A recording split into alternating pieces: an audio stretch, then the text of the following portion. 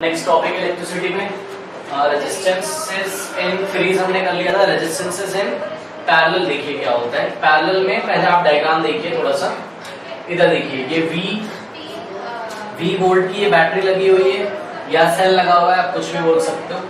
Okay, तो battery बनाना चाहते हो तो बैटरी बना लो, कोई प्रॉब्लम नहीं है। ठीक है, अब देखिए यहाँ से लेटर से I करंट निकलता है। ओके, अब आप मेरे को देख के बताइए कि करंट के जाने के कितने रास्ते हैं। करंट के जाने का मतलब क्या है? चार्ज का चलना। देखिए चार्ज इस रास्ते से भी जा सकते हैं, इस रास्ते से भी जा सकते हैं, इस रास्ते से भी जा सकते हैं, मतलब रेजिस्टेंस 1 से भी होकर गुजर सकते हैं, 2 से भी, 3 से भी। डिपेंड करता है कि कौन सा रेजिस्टेंस कितना हाई है। जो रेजिस्टेंस जितना हाई होगा उससे चार्जेस उतने कम फ्लो करेंगे, पर सेकेंड उतने कम चार्जेस फ्लो करेंगे। जो रेजिस्टेंस जितना लो है उससे पर सेकेंड उतने ज्यादा रेजिस्टेंसेस फ्लो करेंगे, करंट फ्लो करेगा या चार्जेस फ्लो करेंगे।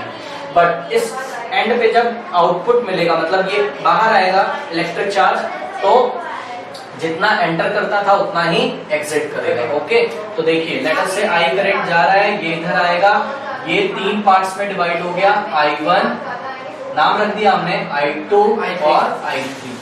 ओके, यहाँ पे आउटपुट कितना मिलेगा आपको? वापस इतना ही मिल जाएगा। तो मैं क्या लिख सकता हूँ? Capital I is equals to I1 plus I2 plus I3। Okay, कोई प्रॉब्लम नहीं। नाउ आप ध्यान से देखिए, इसमें आपने क्या देखा? सीरीज में क्या सेम था? करंट। क्या डिफरेंस था? Potential difference across each register. याद है? यहाँ पे देखिए क्या डिफरेंट है, हर रजिस्टर में क्या डिफरेंट है? करंट। इसमें I1 जा रहा है, इसमें I2 जा रहा है, इसमें I3। क्या सेम है? Potential difference across each register. इसको पकड़िए पहले, R1 को, इसके एंड पॉइंट पकड़ लिए। देखिए इसके अक्रॉस कितना पोटेंशियल डिफरेंस है? ये कैपिटल इतना ही है, बैटरी लगी हुई। अब R2 को पकड़िए, इसके अक्रॉस कितना पोटेंशियल डिफरेंस है? Capital V। R3 को देखिए, इसके अक्रॉस कितना पोटेंशियल डिफरेंस है? Capital V। ओके, तो आप क्या देख रहे हो? यहाँ पे हम रूल क्या बनाएंगे? Current is different in each resistor but the potential difference is same. Series में क्या होता था? करंट सेम होता था और पोटेंशियल डिफरेंस डिफरेंट होता था। याद है?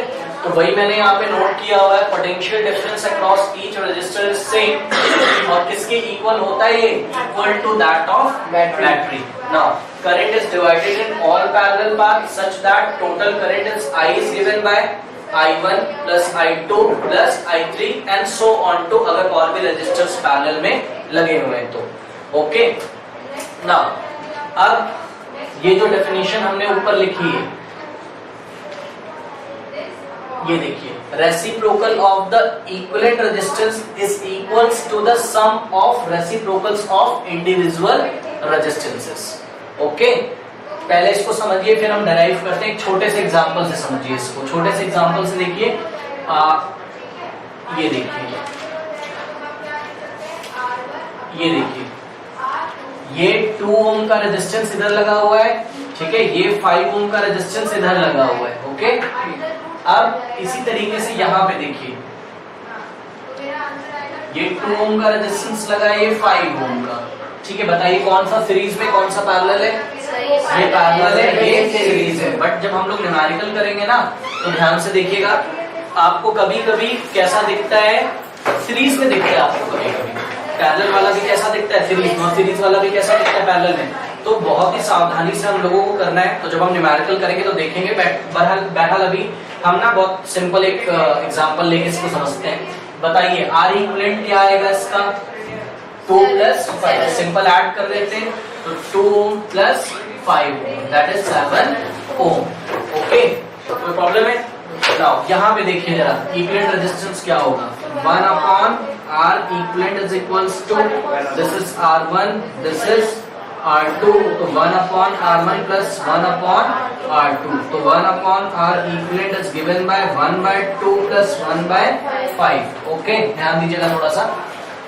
क्या आर इक्विवेलेंट की वैल्यू आई अभी नहीं है, ठीक है। तो 1 upon R equivalent is equals to, LCM ले लीजिए, कितना आ जाएगा 10, ये 5 से मल्टीप्लाई होगा, 5 प्लस 2 तो कितना आ गया 7/10। Now taking reciprocal on both side, R equivalent by 1 is equals to 10/7, तो R equivalent is equals to 10/7, okay. 10/7 ये 1 पॉइंट समथिंग आ जाएगा, तो ये देखिए ये 1 पॉइंट समथिंग और ये कितना हो गया 7 ओम।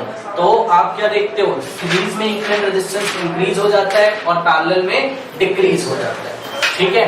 नाउ इसको देखते हुए हम इसका डेरिवेशन करते हैं कि ये फॉर्मूला कैसे आया, 1 upon R equivalent is equals to 1 upon R1 plus 1 upon R2 plus 1 upon R3, okay. तो देखिए इसको किस तरीके से करेंगे, यहाँ पे देखिए जैसे हमने लास्ट टाइम किया था, equivalent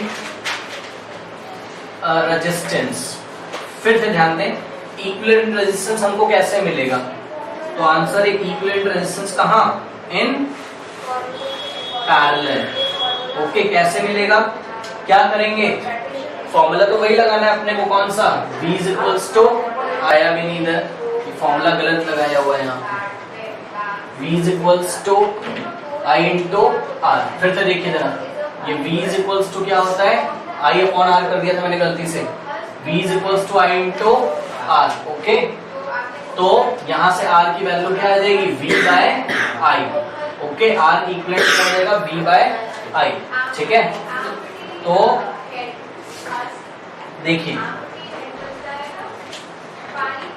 R equivalent is equals to V by I, okay. किसका V, बैटरी का V, और ये R इक्विवेलेंट क्या है, इधर ध्यान देखिए जरा ध्यान से, मैं किसके क्रॉस ओम्स लॉ लगा रहा हूं, मैं पॉइंट A और पॉइंट B के बीच ओम्स लॉ लगा रहा हूं, पॉइंट A और B के क्रॉस ओम्स लॉ लगा रहा हूं, तो सारी बातें किसके बीच में करेंगे, A और B के बीच में। तो A और B के बीच में रेजिस्टेंस कितना, R इक्विवेलेंट, A और B के बीच में पोटेंशियल कितना, पोटेंशियल कितना V, बैटरी का दिख रहा है, लिख दिया। A और B के बीच में करंट कितना फ्लो कर रहा है, I एंटर करता है, हालांकि वो I1 I2 I3 में ब्रेक हो जाता है, और एग्जिट भी कितना करता है, I, ओके। हाँ, तो ये हो जाएगा आपका R equivalent is equals to V by I, तो R equivalent is equals to, taking reciprocal on both side, ये 1 करके ये 1 upon R equivalent is equals to I by V हो जाएगा, और I का वैल्यू क्या है यहाँ पे, I1 plus I2 plus I3, okay. तो 1 upon R equivalent is equals to I1 plus I2 plus I3 divided by V, okay. Now इसको 3 पार्ट्स में स्प्लिट कर सकते हो आप, तो क्या हो जाएगा, 1 upon R equivalent is equals to I1 upon V plus I2 upon V plus I3 upon V। I1 upon V क्या होगा, इधर ध्यान दें थोड़ा सा, फॉर्मूला तो आपको पता है क्या होता है, V is equals to IR, तो V अपॉन I क्या होता है, R को क्या लिख सकते हो आप, R upon 1, taking reciprocal on both side, तो I by V is equals to क्या हो जाएगा, 1 बाय R, ओके। कोई प्रॉब्लम है, तो इतने पार्ट में जरा R1 में जरा ओम्स लॉ लगाइए, बताइए इस R1 के क्रॉस पोटेंशियल डिफरेंस कितना है, कैपिटल V, ओके। तो जब मैं 1 अपॉन R1 की बात करूंगा तो बैटरी का V रखूंगा, लेकिन करंट कितना जाता है R1 में से, I1, तो 1 upon R1 is equals to I1 upon V, okay. तो 1 upon R equivalent is equals to, ये क्या हो जाएगा, I1 upon V is 1 upon R1 plus, दूसरे रेजिस्टेंस में आइए और ओम्स लॉ लगाइए, V is equals to IR लगाते हो तो V upon I is equals to R upon 1, taking reciprocal on both side, तो I by V is equals to 1 by R। Resistance कितना ले रहे हो इस बार, 2, करंट कितना जा रहा है उसमें से, I2, इस R2 रेजिस्टेंस के क्रॉस पोटेंशियल कितना है, V, पोटेंशियल डिफरेंस V, तो I2 upon V will become 1 upon R2. So this is 1 upon R2. Similarly this is 1 upon R3. तो अब समझ में आया? तो स्टेटमेंट कैसे बनेगा? इस तरीके से स्टेटमेंट बनेगा, reciprocal of combined resistance of a number of resistance connected in parallel. देखिए जरा, reciprocal of combined resistance means equivalent resistance किसका? Of number of resistance connected in parallel is equals to sum of किसका sum of reciprocal of individual resistances। कोई problem है क्या इसमें? हाँ ठीक है। तो इस तरीके से हम इसका फॉर्मूला ड्राइव करेंगे, इसको नोट कर लीजिए।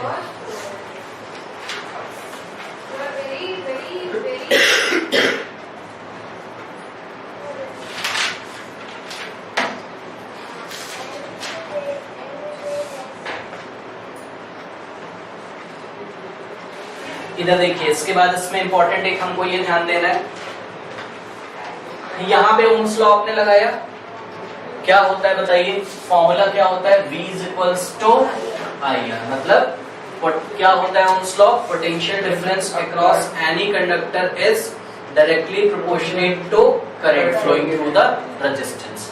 इतने में लगाइए, ये R1 में लगाया, फॉर्मूला तो यही लगेगा, वैल्यू रखना शुरू करो। V कितना रखूं? बैटरी का, दैट इज V।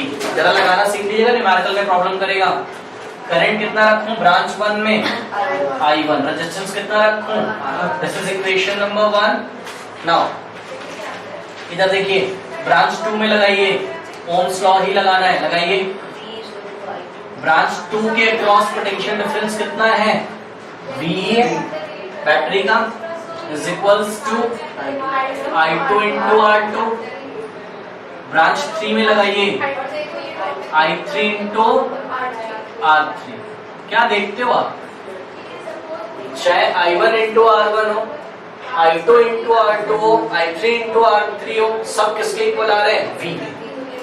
देख रहे हो? तो आप क्या रूल बना सकते हो? तो रूल हमारा यहाँ पे ये बनेगा कि I1 into R1 is equals to I2 into R2 is equals to I3 into R3 and so on to जितने भी लगे हो, it will be a constant and that constant must be equal to the voltage of the battery। Okay, अब ऐसा कैसे हो जाता है ये देखिए, 2 into 8 भी क्या होता है? 16 और 8 into 2 भी क्या होता है? 16। हर बार अपने को वोल्टेज कितना चाहिए? 16। तो I1 R1, I2 R2, जिसका रेजिस्टेंस ज्यादा होता होगा वहां करंट अपने आप को कम कर लेता है, और जहां रेजिस्टेंस कम होता होगा उस वहां करंट अपने आप को ज्यादा कर लेता है, करेगा। तो हम कॉमन रूल क्या बना सकते हैं? हम बोल सकते हैं कि since I1 R1 is equals to I2 R2, I2 को इधर लेके आओ, तो therefore I1 divided by I2 is equals to R2 divided by R1। कैसा रिलेशन दिखता है आपको? इनवर्स दिख रहा है। I1 इधर आता है तो R1 नीचे इधर आता है, R2 इधर आता है तो I2 इधर आता है। So this implies that in common, in general language we can say that I is inversely proportional to R, जो कि हमें पता है। तो सेकंड लॉ को मतलब पैरेलल में आपको ये भी पता चलता है कि I is inversely proportional to R। Okay, दिख रहा है कि नहीं दिख रहा है? जिसका रेजिस्टेंस ज्यादा होगा करंट कम, जिसका रेजिस्टेंस कम करंट ज्यादा होगा। एक तो ये हमको करना है, और ध्यान से देखिए इसमें। अब अगर दो सेम रेजिस्टेंस लगे हो पैरेलल में तब क्या होता है? देखिए,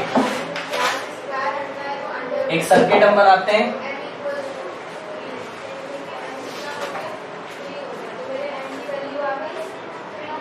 ये देखिए इधर ये रेजिस्टेंस कैपिटल R है, ये रेजिस्टेंस कैपिटल R है। ओके, कैसे लगा हुआ है? कैसे पहचाना? कैसे पहचानते हो बताओ? करंट को चलाइए, ये करंट चलता है, उसके जाने के कितने रास्ते? दो। तो some current will flow here I1, some current will flow here I2। Exit कितना करेगा? करंट फ्लो करने का मतलब क्या है? चार्ज फ्लो करना। भाई जितना एंटर कर रहा है उतना ही तो एग्जिस्ट करेगा, गैप तो नहीं हो जाएगा बीच में कहीं, ठीक। तो आई का वैल्यू कितना हो जाएगा? I1 plus I2।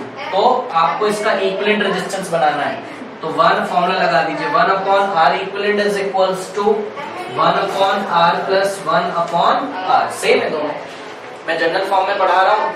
यहाँ पे वैल्यू कुछ भी दी होगी, 2 ओम 2 ओम, 5 ओम 5 ओम, 6 ओम 6 ओम। देखिए क्या आएगा, R और R का एलसीएम कितना हो जाएगा? 1 upon R equivalent is equals to R, R तो आर होता है 1 plus 1 2, again taking reciprocal on both side. तो फिर से आप रेसिप्रोकल लोगे तो 1 upon R equivalent will become R equivalent that will be equal to R by 2। क्या हो गया? क्या हुआ? जितना रेजिस्टेंस हर एक ब्रांच में लगा था उसका हाफ हो गया। तो याद रख लीजिए। सिमिलरली और करके दिखाता हूं मैं आपको। नेक्स्ट देखिए, 1 अपॉन आर इक्विवेलेंट, अगर यहाँ पे एक और रेजिस्टेंस लगा होता सेम क्वांटिटी का, ओके, तो 1 upon R plus 1 upon R plus 1 upon R कितना हो जाता? R equivalent is equals to R by 3। Okay, तो in general form we can say that if there are n resistors, तो answer कितना आएगा? R by n। समझ में आता है? तो यहाँ पे मैं लिख दूंगा in general if the resistances are same then R equivalent is equals to R by divided by total number of। Series में क्या आया था? R equivalent is equals to n into R आया था। यहाँ R किससे डिवाइड कर रहे हैं? n से। वहां क्या करते थे? मल्टीप्लाई। कब? जब सभी रजिस्टर्स सेम होते। ओके, और देखिए वहां पे आपने क्या देखा था? कौन डिफरेंस हो? हर रजिस्टर में क्या अलग होता है? Potential difference. यहाँ क्या अलग होता है? करंट। तो सीरीज में पोटेंशियल डिफरेंस अलग होता है, हर रजिस्टर में करंट सेम होता है। पैरेलल में इसका जस्ट उल्टा होता है। आपने देखा करंट अलग अलग होता है, पोटेंशियल डिफरेंस सेम होता है। और हर रजिस्टर का पोटेंशियल डिफरेंस कितना होता है? उतना ही होता है जितना बैटरी का होता है। ओके, और सुनिए ध्यान से, आपने देखा था कि जो V1 था वहां पर, वो कैपिटल V का कितना फ्रैक्शन था? याद है किसी को? V कितना था? सॉरी, V1 कितना था? V into R1 upon R1 plus R2 plus, याद है कि नहीं याद है? ओके, तो इसी तरीके से यहाँ पे हम देखेंगे कौन चेंज हो रहा है? करंट। तो करंट देखते हैं जरा, कितना ओरिजिनल करंट का कितना फ्रैक्शन आता है। जैसे कि V1 ओरिजिनल जो बैटरी का वोल्टेज था उसका कितना फ्रैक्शन था? R1 divided by R1 plus R2 plus R3। तो आओ जरा चेक करते हैं करंट की क्या हालत है यहाँ पे, क्योंकि कौन चेंज हो रहा है यहाँ? करंट। तो आना चाहिए I1 का वैल्यू आना चाहिए। कैसा आना चाहिए?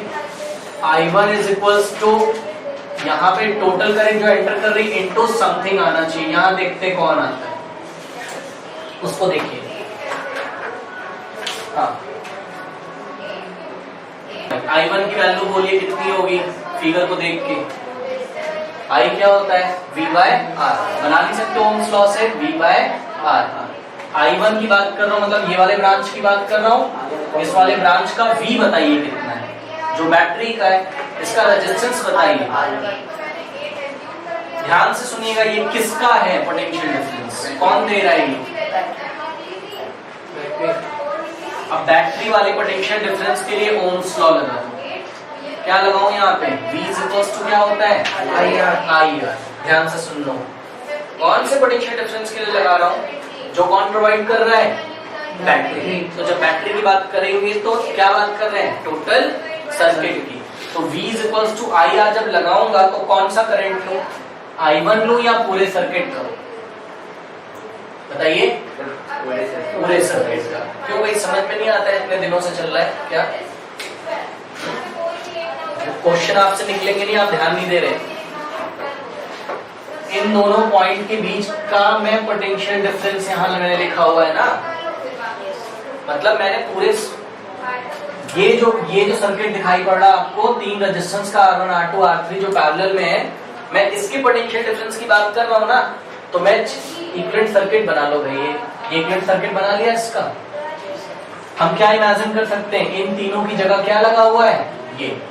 वापस पहले न्यूमेरिकल में ये देखिए भाई, इधर यहाँ पे फिर से देखिए,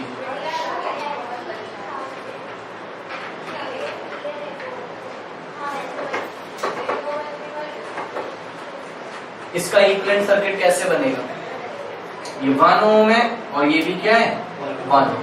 बताइए इसका इक्विवेलेंट सर्किट कैसे बनेगा। इन दोनों को हटाकर यहाँ पे इसका एक इक्विवेलेंट रेजिस्टेंस लगा सकते हैं and that equivalent resistance will be 1/2 ओम। क्यों हाफ हो जाता है, अभी देखा था कब, जब दोनों सेम हो। यही रीजन है मैंने दोनों सेम ले लिए, 1 ओम 1 ओम। तो इसका इक्विवेलेंट क्या है, इन दोनों को हटाकर यहाँ पे मैंने क्या लगा दिया 0.5 ओम, दैट इज 1/2 ओम। इसको इस तरीके से समझिए भाई, ये 1 ओम का फैन लगा हुआ है और ये 1 ओम का एक बल्ब लगा हुआ है, ऐसे आप समझ लो। ओके, तो इसका इक्विवेलेंट रेजिस्टेंस क्या हो जाएगा 0.5। मतलब आप बोल सकते हो कि 1 ओम का फैन और 1 ओम की ट्यूब जो भी है, दूसरा कुछ भी लगा हुआ है, अगर वो पैरेलल में लगे हैं तो वो वैसा ही बिहेव कर रहे हैं जैसा कोई और इलेक्ट्रिकल मशीन बिहेव कर रही है जिसका रेजिस्टेंस कितना है 0.5। ये मतलब होता है। और सीरीज में होता अगर तो क्या मतलब होता कि 2 ओम का कोई फैन लगा है, 5 ओम की कोई और मशीन लगी, या तो ये दोनों लगा दो कौन से पॉइंट के बीच में, ए और या तो एक 7 ओम का कोई और मशीन ले आओ। बात क्या है सेम। ओके, रेजिस्टेंस क्या होगा उन दोनों पॉइंट के बीच का सेम, चाहे 2 मशीन लगी हो चाहे एक सिंगल लगी हो 7 ओम, ये ऐसे समझिए। तो वापस यहाँ पे आइए, इसका इक्विवेलेंट सर्किट ये बना लिया। अब यहां से बताओ क्या लिखा है मैंने, कैपिटल V। तो कैपिटल V का वैल्यू बताओ सर्किट में देख के, ओम्स लॉ लगाओ, I इंटू, तो दिख नहीं रहा है क्या, और लगा दो यहाँ पे ले जाके। तो यहाँ पे क्या लगाएंगे, I इंटू R क्या, इक्विवेलेंट, डिवाइडेड बाय R1। तो I1 is equals to I का कितना fraction, R equivalent divided by, तो I1 is equals to I in the bracket, R equivalent का वैल्यू रखो 1/R1 plus 1/R2 plus 1/R3। यहाँ मैं 3 ही resistance लेके चल रहा हूँ, डिवाइडेड बाय R। I2 का वैल्यू बताइए इसको देख के pattern, I in the bracket 1/R1 plus 1/R2 plus 1/R3 divided by R। इस तरीके से हम इसको बनाते हैं। तो आपको एक यहाँ पे ऐसी सिमेट्री देखने को मिलेगी, इसको आप लर्न कर सकते हैं, ठीक है। तो ये हो गया। और थर्ड जो आता है हमारा, वो आता है combination of resistance in mixed circuits. मतलब पैरेलल भी दिया होगा और सीरीज भी। उसको करने से पहले कुछ हम न्यूमेरिकल्स कर लेते हैं ताकि हमको बेसिक्स कुछ क्लियर हो जाए।